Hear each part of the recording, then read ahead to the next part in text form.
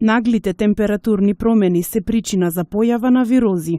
При вакво променливо време, граѓаните најчесто страдаат од акутни заболувања на горните респираторни органи, вели доктор Светлана Трифуновска, специјалист по семејна медицина. Овој период, и заради самата промена на температурата, и заради сезонскиот дел каде што се јавуваат акутните заразни заболувања, имаме најголем дел во сите амбуланти во цела Македонија, појава најголем број од пациентите ни се од горно-респираторните заболувања, значи настинки, грло, фарингити, ринофарингити, синузити, се што е во горниот респираторен тракт, почнува да се актуализира периодов.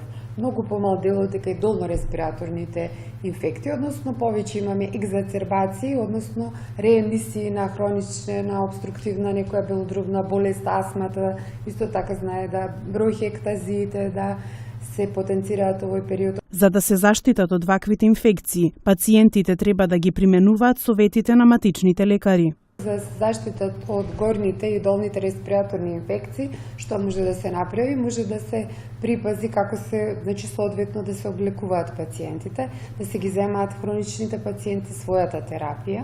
Тие што знаат дека страдаат од хронични синузит, риносинузит, значи да се покријат со соодветна терапија, дали со помпи, дали со таблети, и штом веднаш се појави некој знак на настинка, да се јават навремено кај своите матични доктори. Во здравствените амбуланти се уште се актуелни и пациентите со акутна диареја.